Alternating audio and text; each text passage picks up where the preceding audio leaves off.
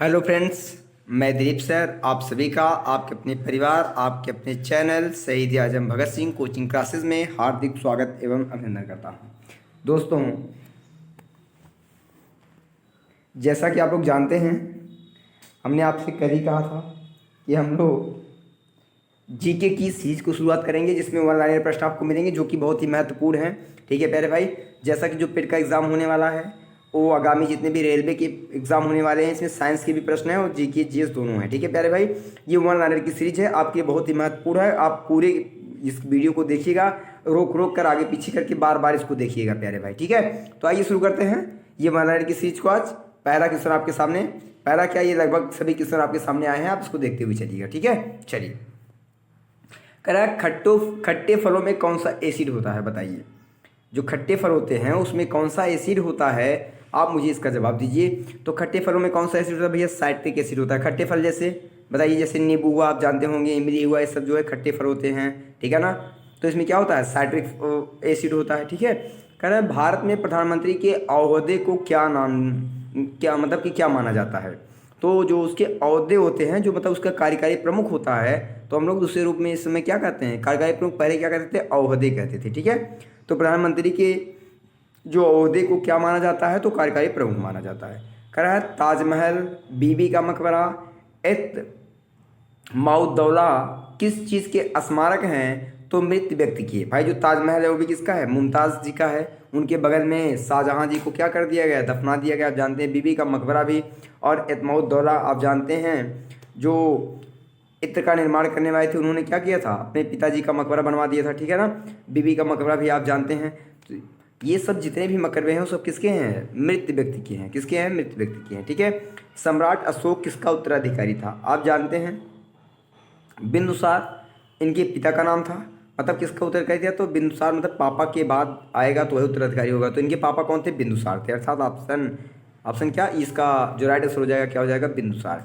तो आपके लिए बहुत ही महत्वपूर्ण प्रश्न है। इन सभी प्रश्नों को आप पढ़ते हुए चलिएगा, लिखते हुए चलिएगा, नोट करते हुए चलिएगा। हमने कहा था ना कि हम लोग वन लाइनर की सीरीज लाने वाले हैं जो आपके लिए बहुत ही महत्वपूर्ण होंगे। तो वन लाइनर की सीरीज हम लोग आज लाए हैं और आपके लिए बहुत ही महत्वपूर्ण होंगे सभी एग्जामों के लिए। आप इसको बढ़िया से पढ़ते चलेंगे। ठीक है प्यारे भाई, आइए आगे बढ़ते हैं, नेक्स्ट प्रश्न से देखते हैं। आइए यहाँ से देखते हैं हम लोग। देखिए प्यारे भाई, ये प्रश्न क्या कर रहा है? भारतीय संविधान को पहली बार कब संशोधित किया गया था? तो आप जानते हैं संशोधित कब किया गया था? तो 1950 में, 1951 में कब किया था? मतलब भारतीय संविधान में पहली बार जो संशोधन हुआ था वो हुआ था 1950 में। कब हुआ था प्यारे भाई? 1951 में। पहली बार जो संशोधन हुआ था वो हुआ था 1951 में। कब हुआ था? 1951 में। इस बात को आप याद रखिएगा। ठीक है, ये 1950 से संशोधित किया गया तो 1951 में हुआ। और आप जानते हैं 1951 में हुआ तो क्या जोड़ा गया भैया? संपत्ति अधिग्रहण। इस बात को भी आप याद रखेंगे। क्या हुआ था इसमें भैया? संपत्ति जो अधिग्रहण है उसको लाया गया था। ठीक है ना, क्या लाया था? संपत्ति अधिग्रहण को लाया गया था। ठीक है प्यारे भाई, चलिए तो आगे चले।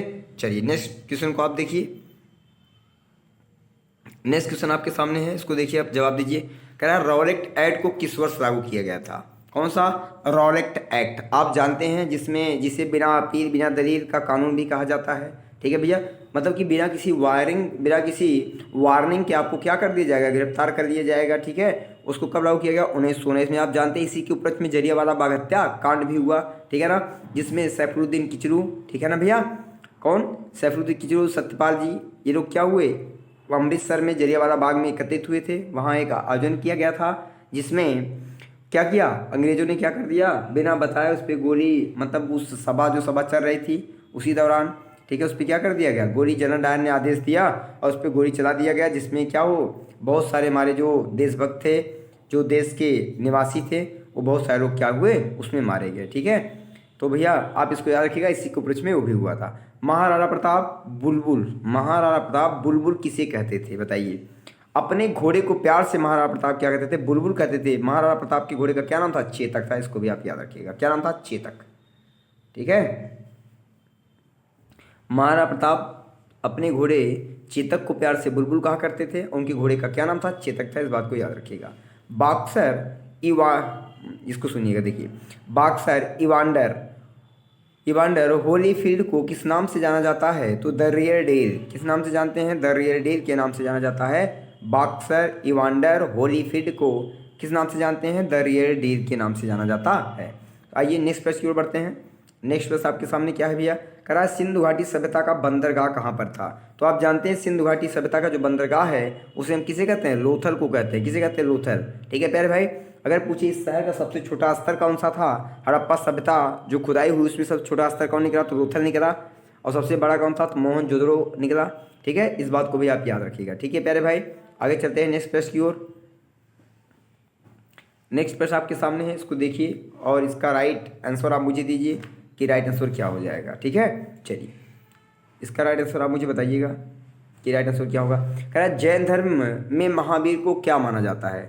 जैन धर्म में महावीर जी को जैन धर्म का वास्तविक संस्थापक माना जाता है। और ये कौन नंबर के? 24वें तीर्थंकर थे। ये कौन से तीर्थंकर थे ये भैया? ये 24वें तीर्थंकर थे।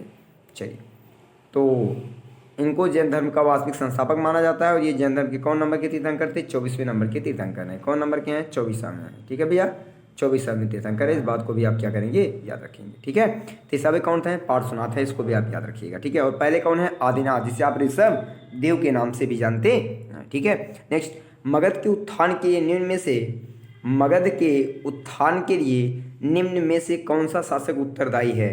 तो मगध का उत्कर्ष जो शुरू होता है वो कहाँ शुरू होता है? बिंबिसार से। बिंदुसार नहीं, याद रखिएगा, बिंबिसार से शुरू होता है। ठीक है ना। चलिए, और ये जो वंश है आप इसको जानते हैं, पितहंता वंश के नाम से भी जाना जाता है, क्योंकि इसमें जितने भी राजा हुए थे, ठीक है ना, इस वंश में वो सभी एक दूसरे को क्या करते थे? अपने पापा को मार के राजा बनते थे। तो यहाँ जो शुरू होता है भैया मगध के, उसके जो शुरुआत होती है बिंबिसार। ठीक है ना, अजातशत्रु, उदयन, ये सब क्या करते हैं? अपने पापा को मार के राजा बनते हैं अपने पिता को, इसलिए इसको पितहंते वंश के नाम से भी जाना जाता है। ठीक है, नेक्स्ट चले, भारत में प्रोफेशनल 2020 क्रिकेट लीग को क्या कहा जाता है?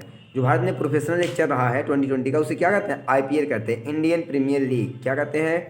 IPL, इंडियन प्रीमियर लीग के रूप में जाना जाता है। और इस बार का किसने जीत लिया प्यारे भाई? आप जानते हैं मुंबई इंडियंस ने जीत लिया, और 5 बार इसने भी जीत लिया, और 5 बार चेन्नई सुपर किंग्स ने भी जीता था। ठीक है, चलिए नेक्स्ट, भारत के राष्ट्रपति कौन है? भारत के राष्ट्रपति कौन है? देखिए ये थोड़ा सा प्रश्न जो है इसमें पिछड़ा डाल दिया गया है, रामनाथ कोविंद। ठीक है, ये थे। अगर पूछे भारत के पूर्व राष्ट्रपति कौन थे, तो आप कहेंगे भाई पूर्व में तो बहुत लोग थे, फिलहाल ये जो है भारत के पूर्व राष्ट्रपति हैं। क्या राष्ट्रपति हैं? पूर्व राष्ट्रपति हैं। ठीक है, अगर वर्तमान में आपसे पूछे तो पहली आदिवासी महिला हैं जिनका क्या नाम है प्यारे भाई? द्रौपदी मुर्मू। क्या नाम है इनका? द्रौपदी मुर्मू है। इस बात को भी आप क्या करेंगे? याद रखेंगे। क्या नाम है इनका? द्रौपदी मुर्मू है। ठीक है, चलिए, द्रौपदी मुर्मू। ठीक है, चलिए, तो भारत के राष्ट्रपति कौन है? वर्तमान में कौन है? द्रौपदी मुर्मू है, पहली आदिवासी महिला है। रामनाथ कोविंद जी ये पहले थे, वर्तमान में ये भारत के राष्ट्रपति नहीं है, ये पहले थे। ठीक है, तो इसका राइट आंसर क्या हो जाएगा? द्रौपदी मुर्मू। ठीक है, चलिए, कह रहा है सचिन तेंदुलकर को हाल ही में किस किताब से नवाजा गया है? अभी हाल ही में सचिन तेंदुलकर को किस किताब से नवाजा गया, आप मुझे बता दीजिए। इन्हें पद्म विभूषण से दिया गया। भारत में कितने होते हैं भैया जो होते हैं? पद्म भूषण होता है, पद्म विभूषण होता है, पद्म श्री होता है। ठीक है, पद्म विभूषण, पद्म भूषण, पद्म विभूषण और पद्म श्री होता है। इस बात को भी आप याद रखिएगा, ये तीनों पद्म होते हैं। ठीक है, चलिए, तो सचिन तेंदुलकर को हाल ही में क्या दिया गया? पद्म विभूषण से सम्मानित किया गया। ठीक है, नेक्स्ट प्रश्न की ओर बढ़िए। चलिए, नेक्स्ट प्रश्न आपके सामने है, करा कि इसरो के हेडक्वार्टर्स कहाँ है, या इसरो का जो हेडक्वार्टर्स है वो कहाँ है प्यारे भाई? बताइए, इसरो का हेडक्वार्टर कहाँ है? बंगलुरु में है। कहाँ है? बंगलुरु में है। ठीक है, चलिए, संसद में जो 2 हाउस हैं वो कौन कौन से हैं? तो एक है लोकसभा और दूसरा है राज्यसभा। इसके 2 क्या होते हैं? हाउसेस होते हैं, लोकसभा और राज्यसभा। ठीक है प्यारे भाई, चलिए आगे चलें। अगर पूछे संसद के कितने अंग होते हैं, तो संसद के 3 अंग होते हैं। कौन कौन? एक तो लोकसभा, एक राज्यसभा, और जो तीसरा वाला अंग होता है वो होता है राष्ट्रपति, जिसे आप प्रेसिडेंट कहते हैं। कौन होते हैं भैया? राष्ट्रपति महोदय होते हैं। संसद के कितने अंग होते हैं? 3 अंग होते हैं। इस बात को भी आप याद रखिएगा। ठीक है प्यारे भाई, आगे बढ़ें। चलिए नेक्स्ट प्रश्न की ओर चलते हैं। आइए देखते हैं नेक्स्ट प्रश्न।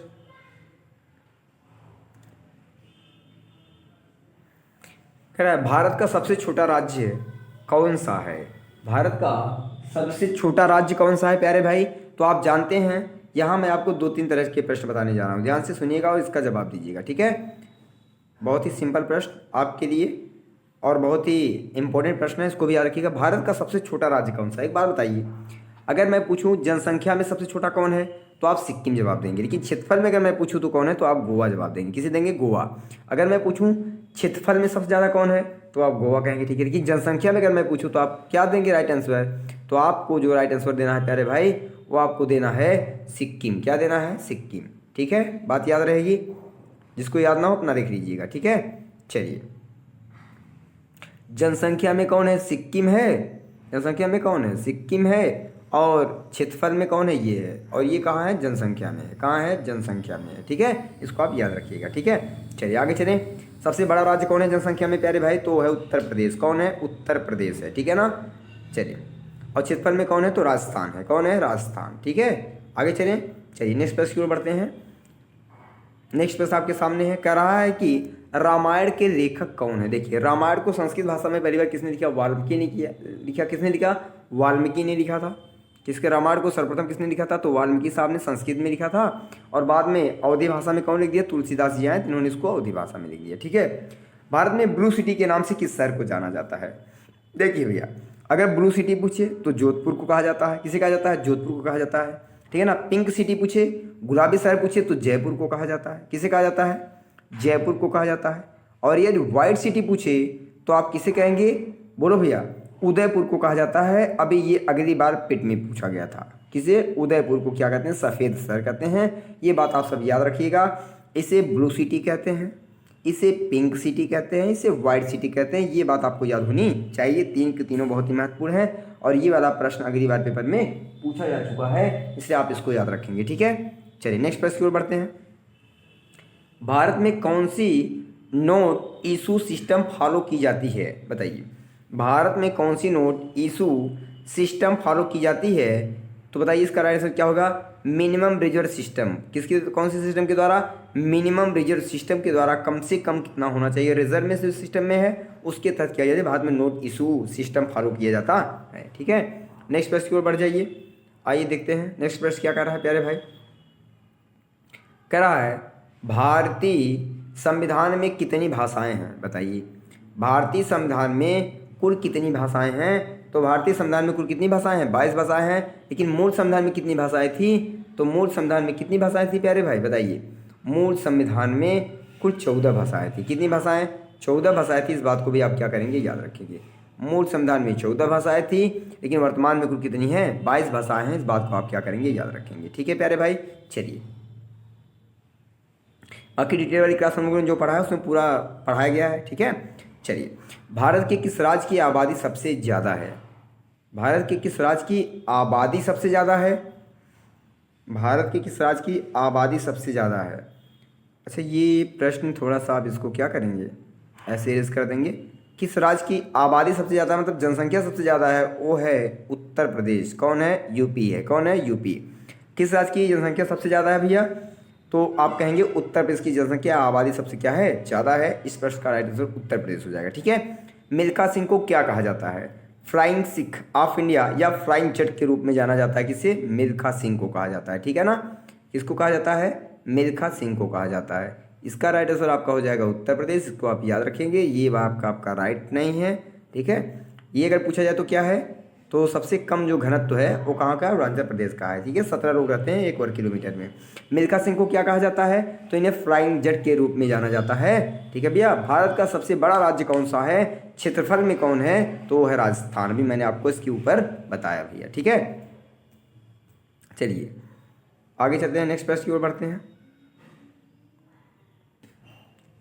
अच्छा, इसमें कुछ प्रश्न जो हैं टाइपर महोदय ने कुछ पिछले प्रश्न को कर दिया है। फिलहाल आप भाई राइट क्या है वो आप खुद ही क्या करेंगे?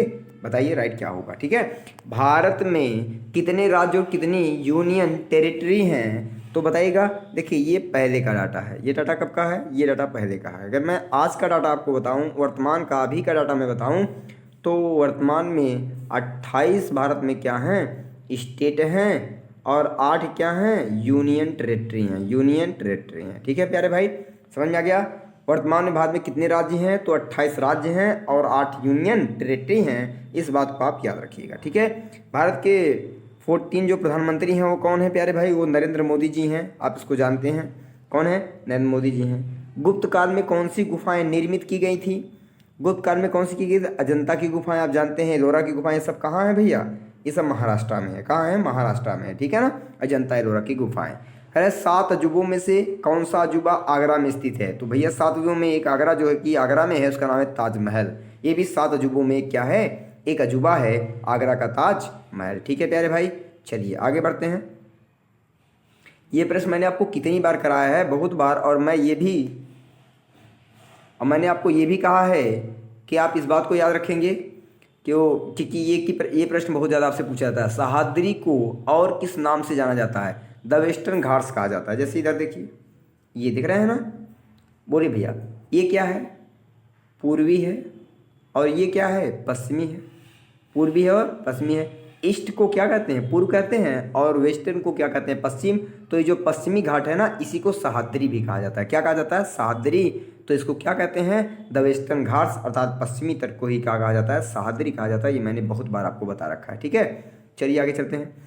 भारत की सबसे पुरानी पर्वत श्रृंखला कौन सी है? तो आप जानते हैं अरावली पर्वत श्रेणी लगभग 370 मिलियन वर्ष पुरानी है। ये भारत की ही नहीं बल्कि विश्व की सबसे पुरानी पर्वत श्रेणी है, अरावली पर्वत श्रेणी। ठीक है भैया, चलिए नेक्स्ट प्रश्न की ओर बढ़ते हैं।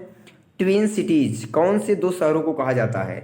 मतलब कि जुड़वा राजधानियाँ किन 2 शहरों को कहा जाता है? हैदराबाद और सिकंदराबाद। हैदराबाद और सिकंदराबाद को जुड़वा राजधानियाँ कहा जाता है। इस बात को आप याद रखिएगा, ये भी एग्जाम में बहुत बार पूछा जाता है कि जुड़वा शहर या जुड़वा राजधानी किसे कहा जाता है? तो जुड़वा जो शहर है वह हैदराबाद और सिकंदराबाद को कहा जाता है। ठीक है, चलिए नेक्स्ट प्रश्न की ओर बढ़ते हैं हम लोग। भारत के जो राष्ट्रपिता हैं उनका क्या नाम है? बताइए। भारत के राष्ट्रपिता कौन हैं? तो आप जानते हैं राष्ट्रपिता कौन है? महात्मा गांधी हैं। ठीक है भैया, क्या है? इन्हें अर्धनंगा फ़कीर भी कहा जाता है। ठीक है ना भैया, इन्हें क्या कहा जाता है? अर्धनंगा फ़कीर के रूप में भी जाना जाता है। ठीक है ना, इन्हें बहुत सारे नामों से जाना जाता है। ठीक है ना, चलिए तो ये आप याद रखिएगा। अगर मैं आपसे पूछूं, यहाँ राष्ट्रपिता हो गया, ठीक है ना। सिराज हिंद किसे कहा जाता है? तो आप जानते हैं जौनपुर शहर को सिराज हिंद के रूप में जाना जाता है। शहीद आजम किसे कहा जाता है? भगत सिंह जी को कहा जाता है। किसे कहा जाता है? भगत सिंह को। सरदार किसे कहा जाता है? वल्लभ भाई पटेल जी को कहा जाता है।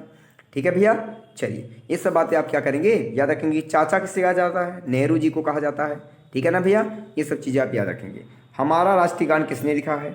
हम सब का जो राष्ट्रीय गान है वो रविन्द्रनाथ टैगोर जी ने लिखा है। किसने लिखा है? रविन्द्रनाथ टैगोर जी ने लिखा है। इस बात को भी क्या करेंगे? आप याद रखेंगे। ठीक है, रविन्द्रनाथ टैगोर जी ने क्या लिखा है? राष्ट्रीय गान लिखा है। ठीक है प्यारे भाई, चलिए। लेकिन राष्ट्रगान को गाया किसने है प्यारे भाई? उस सरला देवी ने गाया। किसने गाया था? सरला देवी ने गाया था। ठीक है, याद रखिएगा। नेक्स्ट प्रश्न की ओर बढ़िए। नेक्स्ट प्रश्न आपके सामने है, इसको देखिए, समझिए, सुनिए और इसका राइट आंसर दीजिए कि इसका राइट आंसर क्या होगा प्यारे भाई। ठीक है, चलिए। कह रहा है father of the Indian constitution किसे कहा जाता है? तो डॉक्टर भीमराव अम्बेडकर जी को। देखिए, कुछ इतिहासकारों ने कहा है कि इनको फादर कहा जाता है, कुछ इतिहासकारों ने फादर और मदर दोनों किसको कहा है? डॉक्टर भीमराव अम्बेडकर जी को फादर और मदर दोनों कहा है। ठीक है ना। The father of Indian constitution मतलब कि जनक और जननी, अगर पूछे संविधान का जनक और जननी किसे कहा जाता है तो डॉक्टर भीमराव अम्बेडकर जी को। बहुत सारे इतिहासकारों ने जनक और जननी दोनों माना है, लेकिन अक्सर लोग इन्हें क्या कहते हैं? फादर ऑफ क्या कहा जाता है? इंडियन कॉन्स्टिट्यूशन, भारतीय संविधान का जनक कहा जाता है। ठीक है प्यारे भाई, चलिए नेक्स्ट प्रश्न बढ़ते हैं। भारत का गणतंत्र दिवस कब मनाया जाता है? भारत का जो गणतंत्र दिवस है वो कब मनाया जाता है? आप जानते हैं स्वतंत्रता दिवस कब मनाया जाता है? तो 15 अगस्त को मनाया जाता है। 15 अगस्त को मनाया जाता है। और अगर मैं आपसे पूछूं फिर ये गणतंत्र दिवस कब मनाया जाता है तो 26 जनवरी को मनाया जाता है। कब मनाया जाता है? 26 जनवरी। ठीक है, और इसी दिन संविधान को क्या किया गया था? आप जानते हैं, लागू किया गया था। ठीक है प्यारे भाई, चले नेक्स्ट। आंध्र प्रदेश का लोक नृत्य क्या है? कुचिपुड़ी है। अभी मैंने इसके पहले शास्त्रीय नृत्य आपको बताया कि कितने शास्त्रीय नृत्य हैं? 8 शास्त्रीय नृत्य है, उसको भी आप याद करिएगा। इसके पहले बारे में मैंने आपको बता रखा है पूरे के पूरे टू कितने होते हैं, कौन कहाँ का है, कौन कहाँ का, सब मैंने बता रखा है। ठीक है प्यारे भाई, तो आप इसकी पिछली वाली वीडियो को जरूर देखें। ठीक है ना, उसमें मैंने पूरा डिटेल में बता रखा है पूरे की पूरी। ठीक है प्यारे भाई, जो लोग पिछली वीडियो ना देखें उसको जरूर देखें, और जो लोग करेंट अफेयर का वीडियो नहीं देखते हैं, मिस करते हैं, वो उनके लिए बहुत ही बाद में आगे चल के बहुत प्रॉब्लम करेगा। इसलिए आप लोग करेंट अफेयर का भी वीडियो पूरा देखिए, क्योंकि उसमें बहुत सारे प्रश्न अच्छे इन्वॉल्व किए गए जो आपके एग्जाम में अक्सर पूछे जा रहे हैं। ठीक है प्यारे, तमिलनाडु के शासक कौन हैं? तो बनवारीलाल पुरोहित। दुनिया में 2020 में कौन सी वैश्विक महामारी चल रही थी? तो आप जानते हैं कोरोना वायरस की। कौन सी? कोरोना वायरस की महामारी चल रही थी। ठीक है प्यारे भाई, चलिए कौन सी चल रही थी? कोरोना वायरस की महामारी चल रही थी। ठीक है, चलिए नेक्स्ट प्रश्न की ओर चलते हैं। इसका कोरोना वायरस चल रही थी। फेसबुक के संस्थापक कौन है? मार्क जुकरबर्ग है, आप जानते होंगे। भारत में पहला फ़ोन कब लॉन्च किया गया था? 1995 में। ये आप इसको याद रखिएगा, 1995 में भारत में पहला फ़ोन लॉन्च किया गया था। ठीक है ना। लेवरेंस क्या है? लेवरेज ईडू के संस्थापक कौन है? अक्षय चतुर्वेदी। इसको आप याद रखिएगा, पेपर में पूछा जाता है। ठीक है। सीए का फुल फॉर्म क्या है? चार्टर अकाउंट है, एग्जाम में बहुत बार पूछा गया, इसको याद रखिएगा। भारत में लाइसेंस प्राप्त करने की आयु क्या है? भारत में, अपने देश भारत में लाइसेंस जो प्राप्त करने की आयु क्या है? तो आप कहेंगे कि 18 साल के अगर आप हो जाएंगे तभी आपको लाइसेंस दिया जाएगा, अन्यथा आपका लाइसेंस कैंसिल कर दिया जाएगा। तो कितने साल? 18 साल।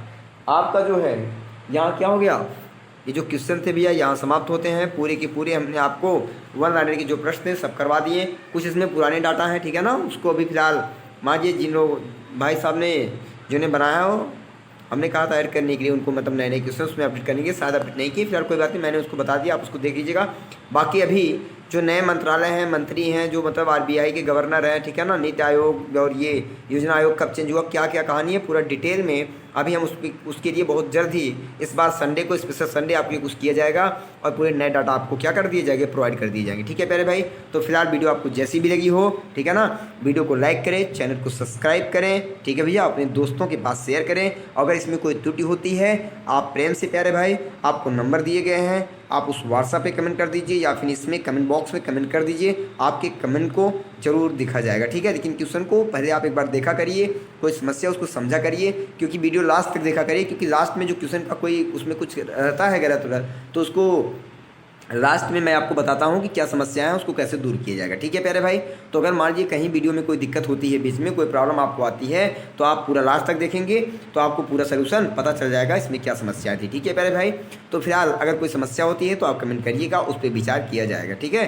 फिलहाल टाइपर महोदय ने, मैंने उनको कहा था नया अपडेट करने के लिए, शायद मैंने दिया नहीं, शायद वो अपडेट नहीं कर पाए, वो पुराने ही क्वेश्चन उसमें रख दिए थे। ठीक है ना, तो मैंने कहा था अपडेट करने के लिए, शायद वो अपडेट नहीं किए, उनको पुराना ही डाटा मतलब पता था।